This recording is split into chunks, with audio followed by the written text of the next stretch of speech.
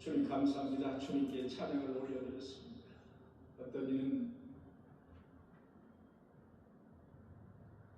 암 치유를 위해서 이제 매우 슬픈 소식을 접하고 있지만 하나님에게 영광을 찬양으로 영광을 돌리는 그런 성도도 있습니다. 또한 암 치유를 예정하는 그런 성도도 있습니다. 인간으로서는 참으로 고치기가 힘들고 어렵다고 말하고 있습니다. 그러나 죽은 자도 살리셨던 주님의 힘으로 치유함을 받게 하여 주시옵소서. 온전한 치유함을 속에서 하나님께 영광 돌리는 귀한 성도들이 모두 되게 하여 주옵소서. 하나님의 해가 떠올라서 치유함을 받고 그 기쁜 송아지의 마음으로 하나님께 영광 돌릴 수 있는 우리 성도들이 되게 하여 주시옵소서. 주님께 간절히 간구하고 기도합니다. 못하실 일이 없으신 주님께서 꼭 치유하여 주옵소서. 이 시간 말씀을 듣고자 합니다. 주님 알아들을 수 있는 지혜를 우리에게 허락하여 주시옵소서. 예수 그리스도의 이름으로 간절히 기도하옵나이다. 아멘. 할렐루야. 아멘. 지난주에는 천국 1편, 천국에 대해서 여러분들과 말씀을 나눴습니다. 천국은 어디에 있을까? 천국은 어디에 있을까? 천국은 하나님이 다스리는 영역입니다. 영적인 영역이기 때문에 우리가 천국이 어디에 있다 저기에 있다 말할 수가 없습니다. 그러나 성경을 근거로 보면 성경은 분명히 천국은 하늘에 있다 이렇게 여러 번 말을 하고 있습니다. 바울은 특히 셋째 하늘에 이끌려갔다고 말하고 있습니다. 셋째 하늘. 셋째 하늘은 신학자들이 분석하기로는 첫째 하늘은 비행기가 다니는 정도, 우리 인간의 눈으로 볼 수 있는 정도, 둘째 하늘은 해와 달과 별들이 이렇게 볼 수 있는 그런 정도, 그 나머지 그보다 더 높은 하나님의 영역인 셋째 하늘, 그 하늘을 말할 것이다 라고 이제 분석을 하고 있습니다. 천국에 들어갈 수 있는 사람은 누구일까요? 첫째는 예수 그리스도를 믿는 사람이라고 했습니다. 예수 그리스도를 믿는 사람, 예수 그리스도의 부활을 믿는 사람, 예수 그리스도의 심판을 믿는 사람, 그 사람이 바로 천국에 들어갈 수 있는 사람인 것을 믿으시길 바랍니다. 두 번째는 행위나 공로로 들어가는 게 아니에요. 돈으로 들어가는 게 아닙니다. 천국은 하나님의 은혜에 의한 믿음으로 들어가는 곳입니다. 그래서 돈이 아무리 많아도, 권력이 아무리 많아도 들어갈 수 없는 곳이 천국입니다. 그러나 그것이 없어도 믿음만 가지고 들어갈 수 있는 것이. 그래서 믿음은 하나님의 뭐라고 했습니까? 선물입니다. 믿음은 하나님의 선물입니다. 그 다음에 세 번째는 회개를 통해서 거듭난 사람은 천국에 들어갈 수 있습니다. 회개를 통해서 거듭난 사람이라야 들어갈 수 있다는 거죠. 그래서 이전 것은 다 지나갔으니 보라 새 것이 이제 되는 거예요. 그 새 것, 모든 것이 새로워진 그 새 것, 그것이 바로 천국인 것입니다. 하나님의 뜻을 따르는 사람이래야 천국에 들어갈 수 있어요. 주여자하는 자마다 천국에 들어가는 게 아니에요. 하나님의 뜻을 따르는 자가 천국에 들어갈 수 있는 겁니다. 여러분 가방만 가지고 왔다 갔다 교회 아무리 다녀봐도 천국에 들어갈 수 없어요. 하나님의 뜻을 쫓아가는 자가 천국에 들어갈 수 있음을 믿으시길 바랍니다. 마음이 어린아이와 같은 자는 천국에 들어갈 수 있어요. 여러분 성경 보면은 너희가 어린아이와 같이 되지 않으면 결단코 천국에 들어갈 수 없는, 여러분 결단코라는 말이 들어가 있어요. 그러니까 이것은 되게 상당히 센 말이죠. 센 말. 결단코 들어갈 수 없는 거예요. 뭐와 같지 않은 어린아이와 같이 순수하지 않아요. 너희의 마음이 아주 그냥 복잡하고 계산적이고 하나님을 향해서 막 계산적인 이거 말고 어린아이와 같이 너희 마음이 순수했을 때, 너희 마음이 하나님에게 열려있을 때, 순수한 그런 마음이 있을 때 천국에 들어갈 수 있다는 거예요. 천국에 들어가지 못하는 자는 누구라고 그랬어요? 불의한 자예요. 대표적으로 불의한 자. 불의한 자는 뭐예요? 음행, 그 다음에 우상숭배, 간음, 그 다음에 남색하는 자가 있었죠? 남색하는 자는 뭐라 그랬어요? 바로 homosexuals. 쉽게 말해서 동성애자는 천국에 들어갈 수 없습니다. 동성애자는 불의한 자라고 분명히 성경에서 콕 집어놨어요. 그래서 그 외에도 도둑질하는 자, 그다음에 탐욕을 너무 많이 부리는 자.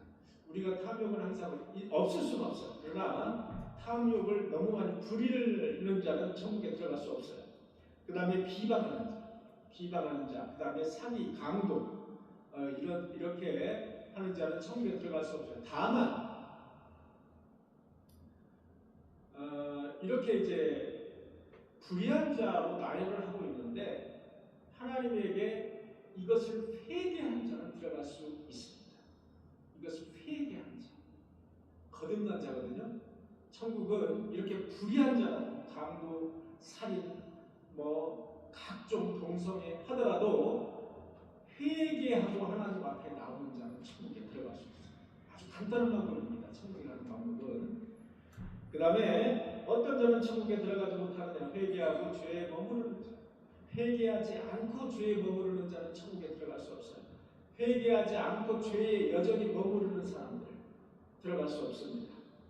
그래서 지난주에는 우리가 이렇게 간단하게 천국에 대해서 천국 1편 여러분들과 말씀을 나눠서 오늘은 천국 2편이 되겠습니다. 천국에 대해서 어차피 시작했으니까 아주 섬세한 것까지 제가 보려고 노력을 하고 있습니다.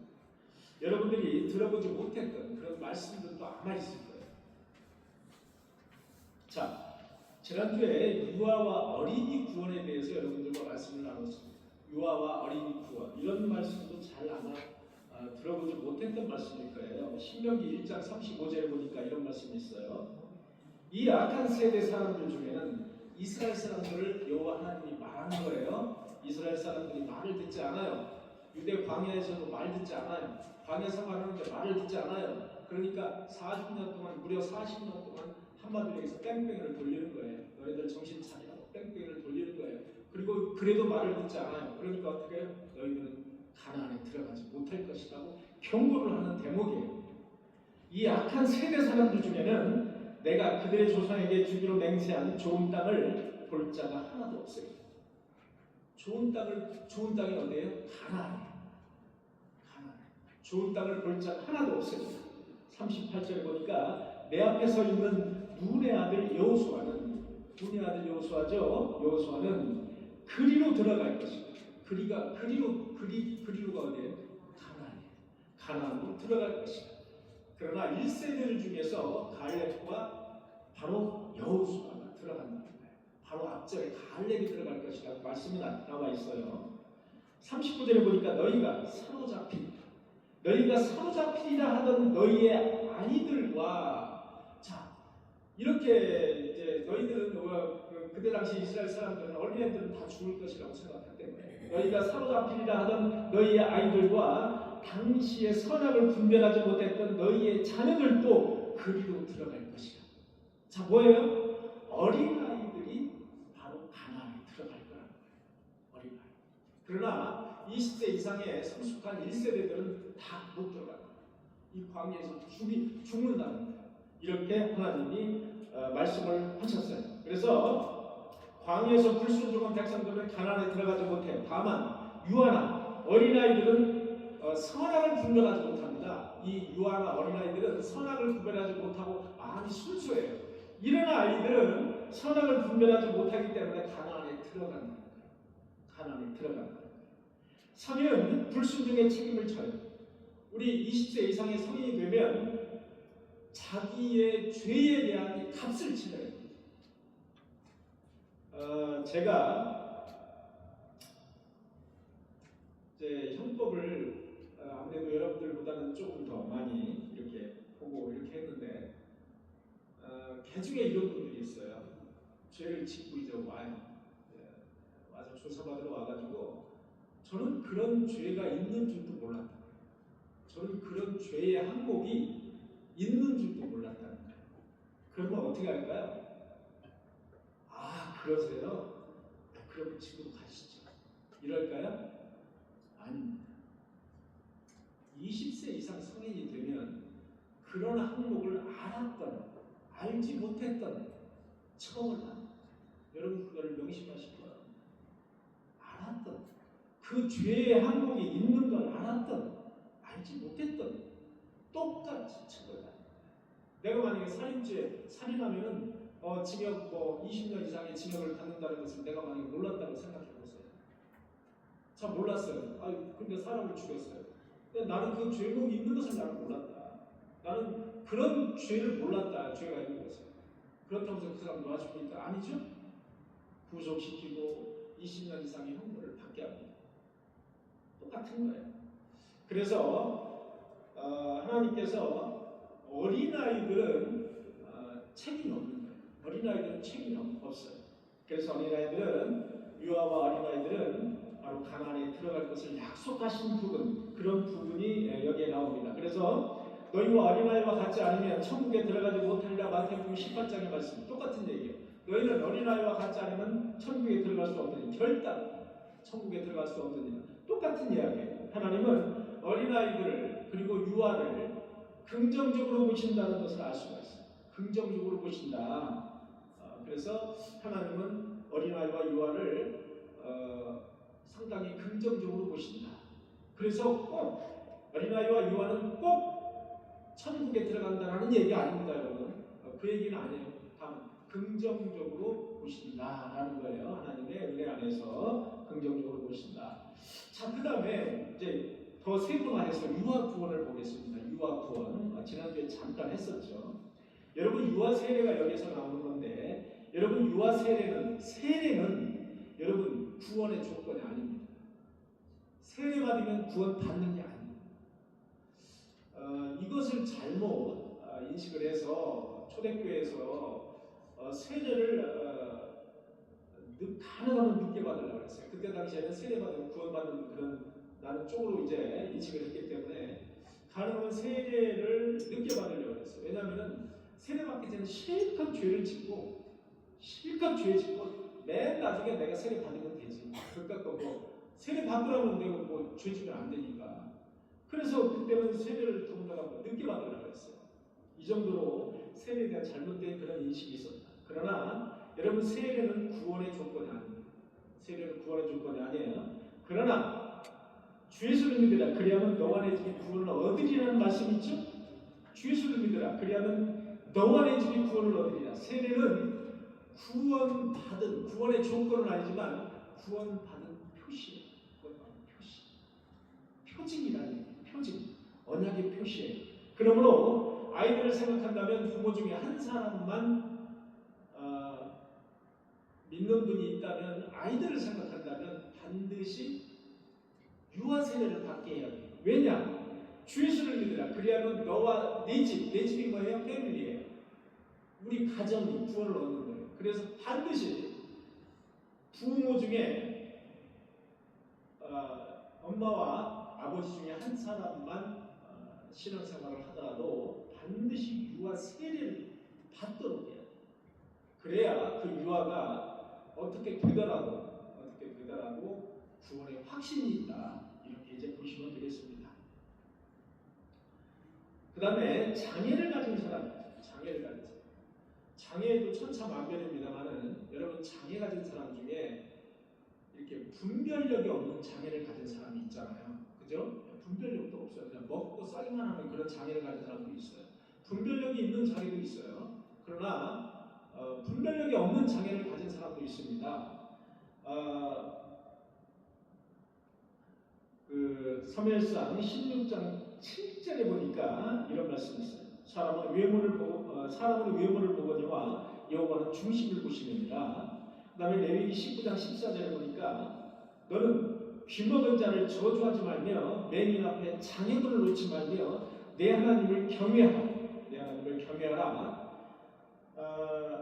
장애인을 괴롭히고 장애인을 넘어뜨리는 것을 금하는 대목이에요. 그래서 하나님은 장애인도 상당히 긍정적으로 보신다는 걸 알 수가 있어요. 장애인. 왜? 장애인은 특히 중증 장애인 같은 경우에는 판단 능력이 없어요. 선악을 판단할 능력이 없다는 거예요. 이렇게 하나님은 선악을 판단할 능력이 없는 유아, 어린이, 장애인 이런 사람들을 상당히 긍정적으로 보고 계시다. 이런 것을 알 수 있어요. 여러분 신약 성경을 읽어보면은 예수 그리스도께서 장애인, 병자를 많이 치유하시는 대목을 볼 수가 있어요. 그것은 이와 무관치 않습니다. 이거와 무관치 않아요. 하나님이 보시기에 긍휼한 마음, 긍휼히 여기시는 마음이 있는 거예요. 그래서 그런 겁니다. 여러분 장애는 죄의 결로가 아닙니다. 여러분 혹시 이런 생각을 가지고 계시면 안 됩니다. 내가 장애를 가지고 있어. 내가 또 어떤 병에 걸렸어. 내가 무슨 죄를 졌지? 내가 무슨 죄를 졌길래 이런 생각을 가지시면 안 된다. 여러분 욥기서를 읽어보시면 욥기서가 바로 그 해답입니다. 욥이 하루아침에 모든 재산과 자녀와 모든 노비 다 하나님께서 마귀가 시험을 해서 사탄이 시험을 했죠. 그래서 하루아침에 다 날려버렸어요. 심지어 자기 정수리에서 발끝까지 아주 피부광이 다 날렸어요. 이제 죽게 생겼어요. 그랬을 때 친구들이 찾아오는 모습을 볼 수 있어요. 친구들이 찾아와서 뭐라고 하면 너의 죄를 고백해라. 너의 죄를 고백해. 너가 얼마나 하나님에게 잘못한 숨겨놓은 죄가 있고 그거 빨리 끄집어내서 고백해. 너 그것 때문에 너 지금 이렇게 폭삭하는데 빨리 고백해. 이렇게 친구들이 찾아와서 계속 추궁하는 장면을 볼 수가 있어요. 그런데 어떻습니까? 맨 마지막에 하나님이 나타나서 말씀하시는 대목이 있죠. 그게 아니라는 거예요. 여러분 꼭 이렇게 그런 경우도 없진 않아요. 성경을 보면 인과 응보의 어떤 경우도 없진 않습니다. 없진 않은데 다 그렇지 않습니다. 다 그렇지 않아요. 그렇지 않은 경우가 더 많을 수 있어요. 그러니까 여러분 꼭 장애도 마찬가지예요. 장애도 아이고 너 어떻게 살았길래 네 부모가 어떻길래 이렇게 여러분 생각하시면 잘못된 생각이에요. 그렇지 않습니다. 또 안경을 안 가져갔죠. 예, 또 안경을 안 가져갔죠. 어쩐지 침침하네요. 제가 이게 안경을 가져온다고 딱 앞에다 꺼내놨어요. 꺼내놨는데 안경을 안 가져온 거예요. 이게 사람이 이게 점점점 이제 건망증을 지나서 이제 병이 되어버리는 거예요. 병이 되어 점점점.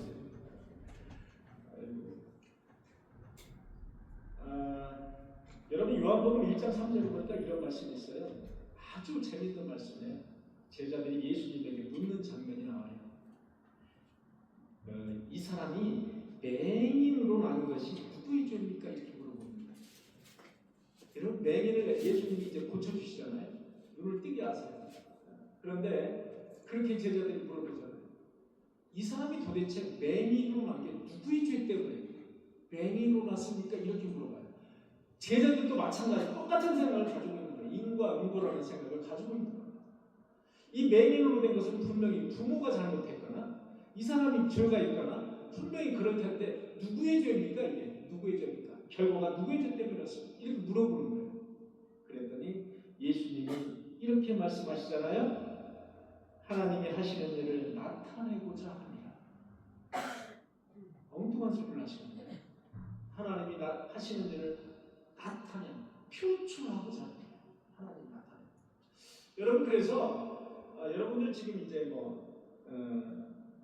귀한 생명이 잉태하기를 바랍니다. 병이 치유받기를 바랍니다. 26년도에 소원하는 기도들이 많이 있어요. 제가 쭉 정리해서 지금까지 소원하는 기도를 보니까 되게 간절한 기도, 섬세하게 쓴 그런 간절한 기도가 있어요. 그런 간절한 기도를 위해서 여러분과 기도를 이제 나눌 예정입니다. 그런데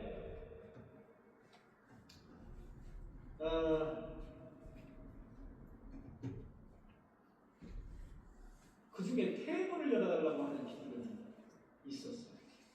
기도가 몇 분 있었어요. 주관하시는 분은 하나님, 생명을 주관하시는 분은 하나님이라는 사실. 정말 중요한 기도들이 있어요. 몇 가지 중요한 기도들이 있다 보니까 그 기도도 열심히 제가 그 기도를 위해서 중보를 할 예정입니다. 장애는 죄의 결과가 아니라는 사실이에요. 사도 바울도 육체적 가시가 있었어요. 사도 바울이 육체적 가시가 있었는데 신학자들이 분석하기로는 사도 바울은 눈이 안 좋은 그런 가시가 있었어요. 눈이 안 좋아가지고 거의 여러분 사도 바울이 하나님의 다메섹에서 하나님 예수 그리스도를 이렇게 만났을 때 너무나 광채가 밝았거든요. 너무나 광채가 밝아서 눈이 멀었었어요. 여러분 눈에 비늘이 달려가지고 볼 수가 없었어요.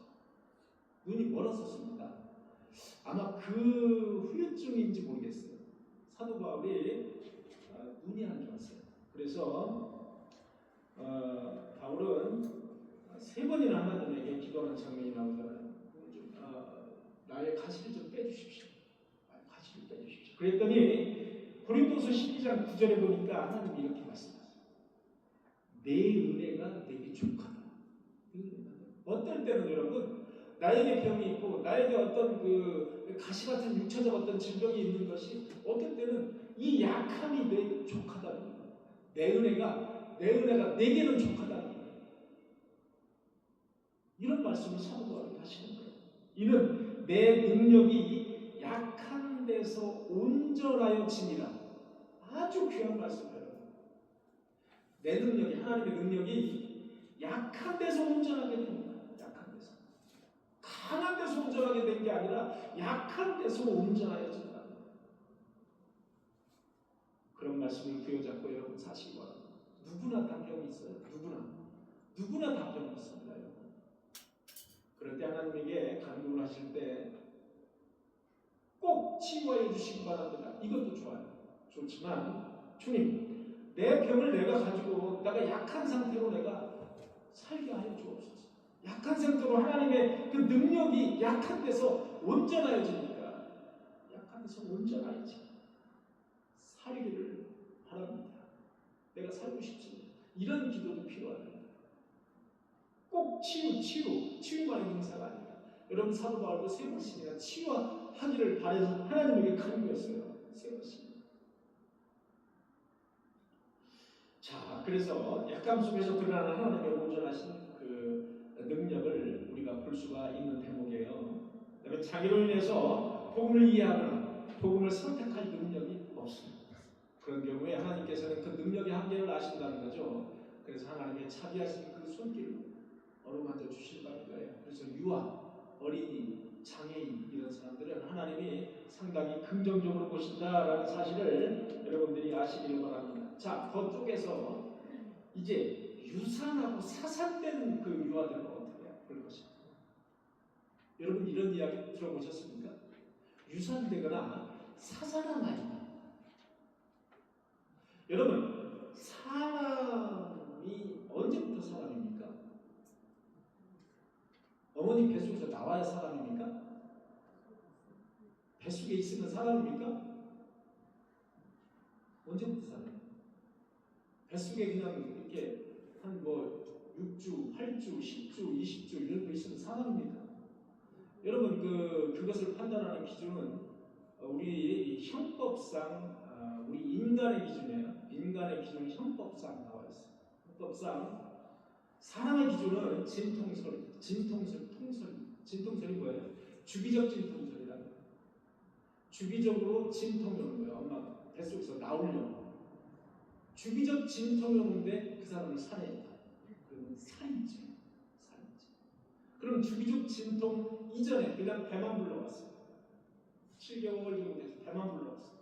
주기적 진통이 아니고 그런 경우에 살해했다. 그러면 살인죄로 취급받지 않습니다. 그게 우리나라의 형법이에요.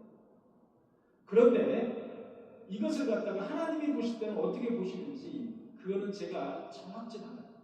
성경에 나와 있지 않은 것을 정확지 않다고 이야기할 수밖에 없는 거잖아요. 다만 유산되거나 아기를 낳다가 이제 유산되거나 아기를 낳는데 사산됐어요. 사산됐을 경우는 어떻게 되냐? 여러분 아이의 입장에서 볼 때 그 아이가 여전히 어떤 판단 능력이 있을까요? 판단 능력이 없잖아요. 그죠? 아이 입장에서 볼 때는 내가 유산이 되는 게 있으니까 그 아이가 잘못해서 유산된 게 아니잖아요. 어찌 보면 부모의 어떤 무리한 여러 가지 어떤 그런 것 때문에 유산됐을 수가 있잖아요. 나는 선택이 불가능한 거예요. 여러분, 이게 아이의 입장에서 선택 불가해요. 예, 선택 불가능해요. 역시 그건 역시 여호와의 공의와 자비. 여기에 여호와의 공의라는 건 뭐냐? justice. 여호와께서 하나님께서 어떤 잣대가 있다는 거예요. 잣대가 있다는 거예요. 그 공의와 긍휼하시고 유산과 사산된 그런 아이가 여전히 하나님 품에 있다고 우리가 보는 겁니다. 그렇게 보는 거예요. 자, 그래서 여러분들이 이 부분은 참 쉽지 않은 부분이긴 해요. 그러나 여러분들과 함께 꼭 이야기를 나누고 싶었어요. 이런 이야기. 그래서 장애인, 유아 또는 유산, 사산 그런 어린아이들, 이런 아이들 하나님의 공의와 하나님의 은혜 안에 긍정적인 어떤 그런 하나님께서 그렇게 긍정적으로 보고 계신다는 사실을 여러분들이 아셔야 합니다. 자, 그 다음에 장애인, 유아, 유산, 사산 어린이들, 이런 어린이들까지 부활하면 어떻게 될까? 자, 사산됐어요. 또 유아들, 뭐 1살, 2살 때 죽었어요. 근데 천국 갔는데 이런 아이들이 그냥 아이의 상담이 있을까? 똑같은 사람인데 어떨까요, 여러분? 재밌는 그런 그죠? 분석이잖아요. 어떨까요? 여러분, 고린도전서 13장 10절에 보니까 이런 말씀이 있어요. 온전한 것이 올 때, 온전한 것이 올 때. 자, 부활이에요, 부활. 온전한 것이 올 때는 부분적인 것이 사라집니다. 그 말씀이에요. 온전한 것이 올 때는 부분적인 것이 사라집니다. 쉽게 해서 성장 과정이나 치유 과정이 천국에서는 있는 게 아니에요. 여러분, 천국에서는 유아가 다시 천국에 가서 그 유아 상태로 가서 천국에서 성인으로 자라는 게 아니라는 얘기예요. 천국은 온전한 것이 올 때는, 온전한 천국일 때는 부분적인 것이 사라집니다. 쉽게 얘기해서 치유 과정이나 성장 과정이 있는 게 아니라 완전한 상태로 회복된다는 겁니다. 더 쉽게 얘기하면 사산이나 또는 유아나 또는 어린이들, 이렇게 죽은 어린이들은 천국에 가도 마찬가지로 20, 30대 가장 활발한 그런 나이에 완벽한 상태로 회복되어 있다. 회복되어 있다. 그게 바로 이 말씀.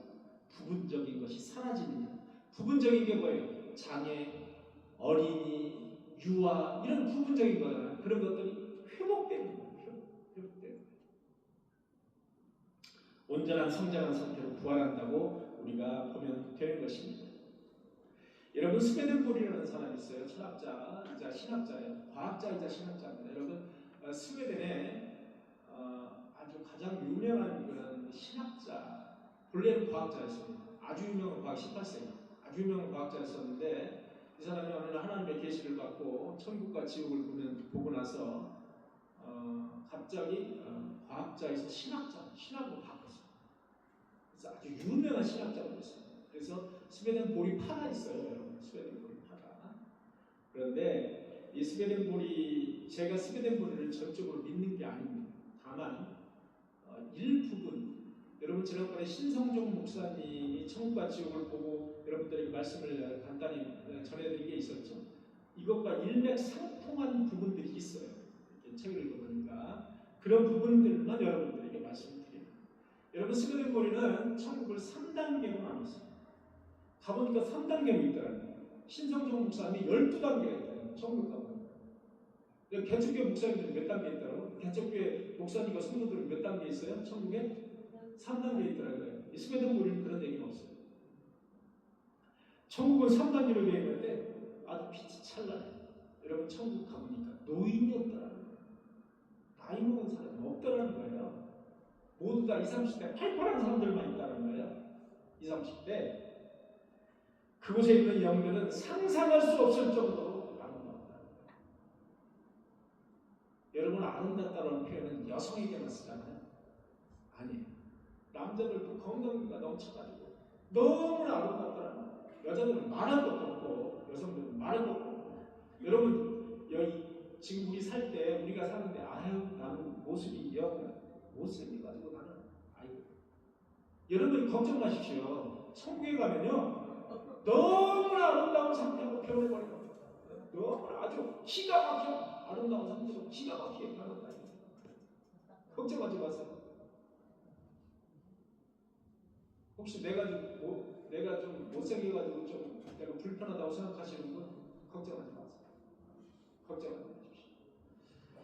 이 스웨덴보리가 본 천국은 너무나 아름다워. 너무나 천국이 같다.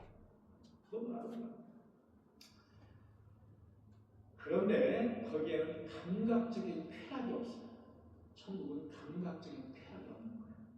소유욕도 없어요. 저 여자가 되게 아름다워. 난 저 여자 없으면 죽고 못 살아. 이런 게 없는 거예요. 소유욕이 없는 거예요. 천국은 그런 곳이 아니라 영적인 환희가 아주 만연해 있는 곳, 그 다음에 영적인 행복이 만연해 있는 곳, 그런 곳이 천국입니다. 이게 바로 스웨덴보리가 천국에 대해서 이제 묘사를 하고 있는데 제가 아주 천국에 대해서 묘사하는 분이랑 간략하게 제가 따왔어요. 여러분, 부활의 몸, 천국에 갔잖아요. 근데 부활의 몸은 병이나 장애나 죽음이 여러분 있을까요, 없을까요? 우리가 부활해서 이제 천국에 갔어요. 여러분 천국도 똑같이 여러분 몸뚱아리 가져갑니다. 우리 몸 가져갑니다. 우리 몸 가져갑니다. 영혼만 가는 게 아니에요, 여러분. 여러분 처음에는 우리 몸은 다 썩어져서 가요. 땅에 썩는단 말이에요. 우리가 죽으면, 그죠? 우리 다 화장하고 땅에 썩고 다 하잖아요. 자, 그 다음에 마지막에 예수님이 재림하시고 새로운 그런 세상이 열리면 우리 영혼이 뭐와 만나요? 육체와 만납니다. 신령한 신령체로 만나는 거예요. 육체와 만나. 그게 여러분 천주교회는 그래서 매장을 하잖아요. 혹시 못 만날까 봐. 혹시 우리 영혼이 이렇게 못 만날까 봐 매장을 해요. 지금도 천주교 매장을 해요. 매장을 하고 있어요. 그런데 그것은 하나님을 되게 곡해하는, 잘 모르는 거예요. 하나님을 너무나도 오해하는 거죠. 여러분, 하나님은 무에서 인을 창조하실 분이고 인간을 진흙으로 창조하신 무슨 화장한다 그래가지고 화장한다 그래가지고 못 찾고 이건 말이 안 돼요. 그것은 하나님을 정말로 아이 취급한 거예요. 그렇지 않습니다. 화장을 하든 수목장을 하든 뭐라든 관계가 없습니다. 영혼이 우리 육체와 다시 만납니다. 신비한 신비체로 만납니다. 그래서 여러분 이거 보시면 돼요. 예수 그리스도께서 부활하신 걸 보면 예수 그리스도께서 죽음에서 부활하셨잖아요. 부활하시고 나서 예수님이 어떻습니까? 시공을 초월하십니다. 시간과 공간을 초월하십니다. 제자들에게 갑자기 나타나십니다. 눈 잠갔는데 갑자기 제자들 앞에 나타나십니다. 그런 시공을 초월하시는 것을 우리가 볼 수가 있습니다.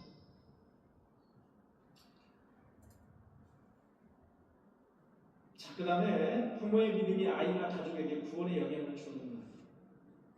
부모의 믿음이 아이나 가족의 구원에 영향을 주는 것. 여러분 어떻게 생각하십니까? 어떻게 생각하십니까? 자, 갈라디아서 6장 5절을 보니까 이런 말씀이 있어요. 각 사람이 자기 짐을 질 것이다. 각 사람이 자기의 짐을 질 것이다. 이거 원칙입니다. 각 사람이, 저나 여러분들은 각 사람이 자기의 죄를 짊어지고 가는 거예요. 짊어지고 가다가 회개한 사람은 예수 그리스도에게 짐을 넘기고 천국으로 가는 거고, 끝까지 그렇게 못하는 사람은 유기된 채 지옥으로 가는 거예요. 자기의 짐은 자기가 지고 가는 거예요. 그게 원칙입니다. 구원 자체를 부모가 결정해 주지 못해요. 구원 자체를 결정해 주지 못해요. 그러나 영향이 있어요. 영향. 우리는 그 영향을 무시할 수 없어요. 겨자씨가 얼마나요? 아주 보이지도 않겠잖아요. 근데 겨자씨가 크면 어때요? 어마어마한 그런 나무가 돼요. 여러분 누룩이 어떻습니까? 누룩 요만큼 가지고 누룩 만들어요. 여러분 빵 만들 때 있잖아요. 이스트를 많이 쓰면 어떻게 되는지 아십니까? 여러분 빵 만들 때 이스트를 많이 쓰면 반죽이 부글부글 끓어서 빵이 안 돼요. 매사에 마찬가지. 빵이 안 됩니다. 부글부글 끓어요. 빨리 버려야 돼요. 버리는 수밖에 없어요. 조금만 누룩을 넣어요. 조그마한 믿음을 가진 부모라 할지라도 그 믿음이 가족 전체에게 확산된다는 누룩같이 확산되는 거예요. 그래서 여러분 그 부모님이 믿음이 좋으신 그런 부모님이 한 부모님이 있다고 생각해 보세요. 그건 정말로 천군만마입니다. 천군만마. 신앙생활은 거절하는 거예요. 나는 지금 제가 그래요. 저는 신앙생활을 거절하는 거예요. 왜? 부모님이 계시기 때문에. 항상 부모님이 나를 위해서 기도하고 항상 부모님이 찬양하고 예배드리는 모습이 항상 저의 그 이미지에 항상 들어와 있다고요. 그러니까 어떻게 해요? 나도 자연스럽게. 그게 바로 영향이에요. 절대적인 영향입니다. 절대적인. 여러분 성 어거스틴이라는 아주 못된 놈이 있었잖아요. 아주 얼마나 못됐냐면 여러분 미성년자 때 아이를 낳았어요. 밖에 나가가지고 참여촌 돌아다니다가 아기를 낳았어요. 그 정도면 뭐 우리나라로 말하면 후야들 못된 거 아니야 이렇게 얘기하잖아요. 그런데 어떻게 해서 성 어거스틴이 됐습니까? 아우구스티누스. 어떻게 해서 아우구스티누스가 됐어요? 누구 때문에? 엄마 모니카의 기도 때문에. 엄마의 기도가 영향을 미치는 거예요. 꼭 엄마가 아니더라도 부모의 기도가 영향을 미친다는 거예요. 조그마한 겨자씨만한 누룩 같은 그런 믿음이 있어도 그게 영향을 미치는 거예요. 자녀들. 그게 바로 믿음 또는 천국의 원리입니다. 여러분. 그래서 여러분들이 자녀를 위해서 이 누룩 같은 겨자씨만한 믿음을 가지고 계속해서 기도하고 퍼뜨리는 성 어거스틴 같은 성 어거스틴이 누구냐면은 우리 저나 여러분들이 이제 성경을 이제 이렇게 성경이 나와 있잖아요.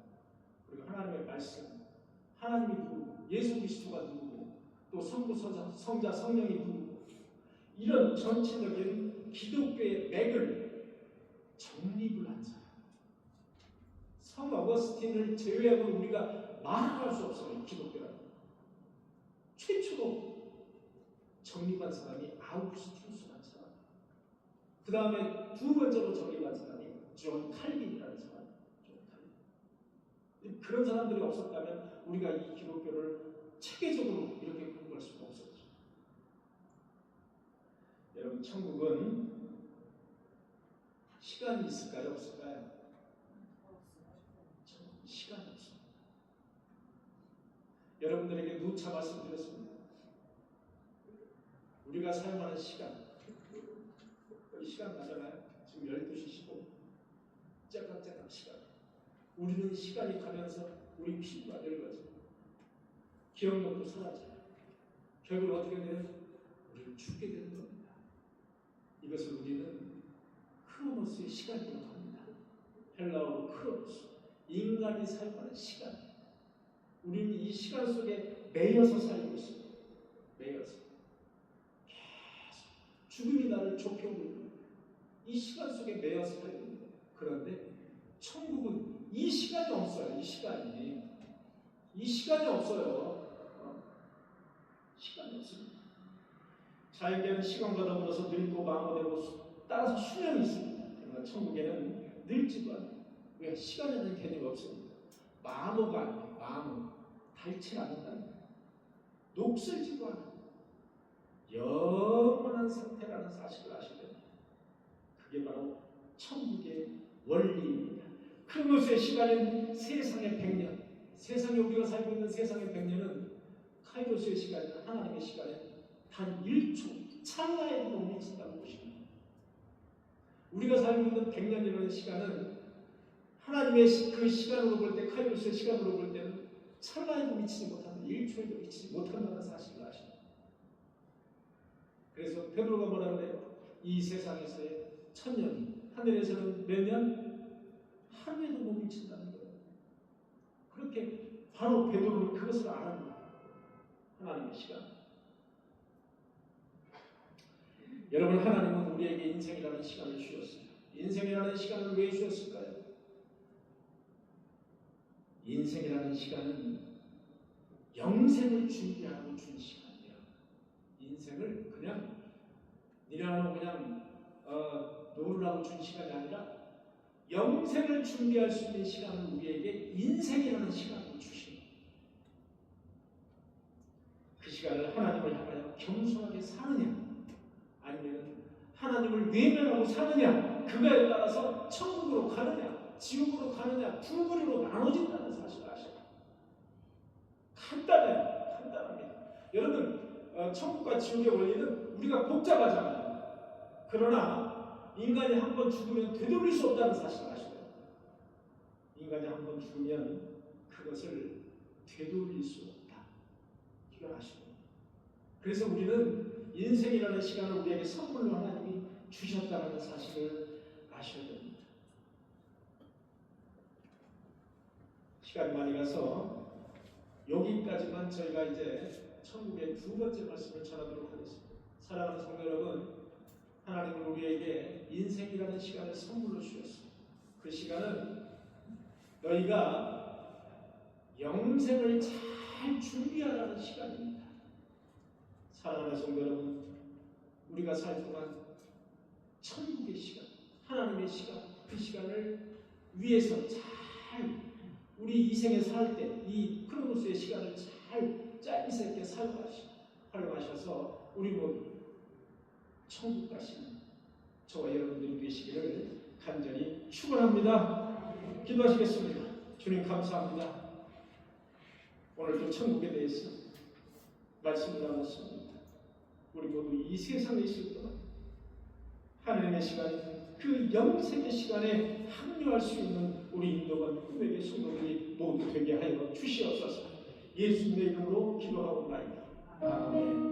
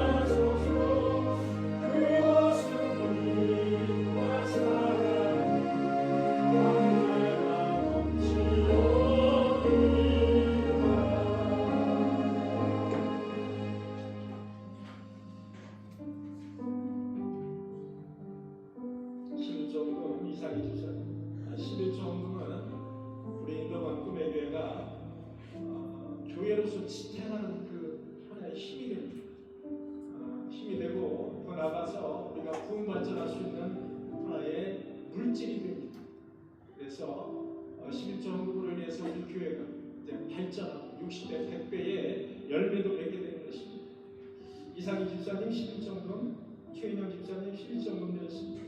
박효수 권사님 11조금, 박미애 권사님, 강강래 권사님 11조금 드렸습니다. 송세현 11조금 드렸습니다. 저희 가정에서 11조금 드렸습니다.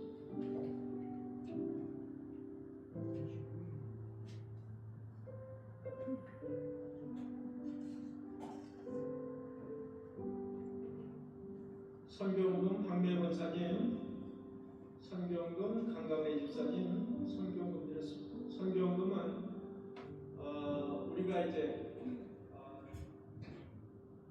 전도를 하다 보면 사실 이제 원찮게 어떤 A라는 가게에 가게 되면 A라는 가게에서 원찮게 물건을 또 구입을 해주고 그렇게 하는 경우들이 많아요. 그뿐 아니라 여러 가지 우리가 선교금 쓰여지는 곳이 있습니다. 그곳에 하나의 믿음의 그 씨앗이 뿌려진다고 생각하시면 되겠습니다. 건강을 회복해 주심에 감사드립니다. 우리 김경호 권사님 건강을 회복해 주셨군요. 감사드립니다. 밝은 모습으로 우리 뵙게 돼서 감사합니다. 하나님 꿈의 교회 교우들이 영육간에 강건하게 하여 주시고 치유와 회복의 은혜를 베풀게 하여 주옵소서. 저희 가정에서 사랑의 주님, 주님의 사랑으로 인도하신 에베네셀의 하나님 참으로 감사드립니다. 늘 주님의 시선만 바라보게 하여 주옵소서. 우리 이광주 이세환 권사님, 오늘 이세환 권사님 찬양을 준비를 하셨는데 악보가 어떻게 좀 잘못돼가지고 그래도 열심히 잘하셨습니다. 은혜스럽게 금보다 더 귀한 이 찬양, 말씀 이런 것이 사실 금보다 더 귀한 거예요. 금 한 돈이 얼마입니까 요즘? 금 한 돈이 100만 원이 넘어서 금보다 더 귀해요.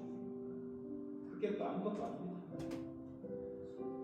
제 우리에게 올해도 부상 없이 부족함을 채워주셔서 주님께 영광 돌릴 수 있는 자녀로 인도하여 주시기를 기도드립니다. 우리 김태균, 김지성 권사, 우리 김지선, 김태균 집사님의 아들이 재우예요. 이름이 재우인데 축구 선수예요. 축구 선수. 축구 선수인데 미드필더예요. 가운데 허리 역할을 하는. 아주 지난번에 왔었는데 아주 날렵하게 생겼어요. 아버지보다 잘생겼어요. 잘생겼어요.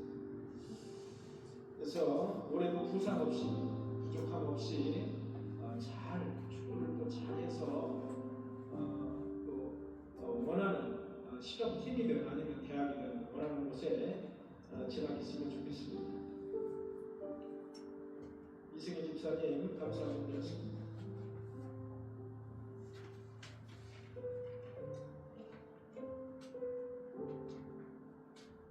송경호 집사님 손기도 주셨어요. 기도하시겠습니다.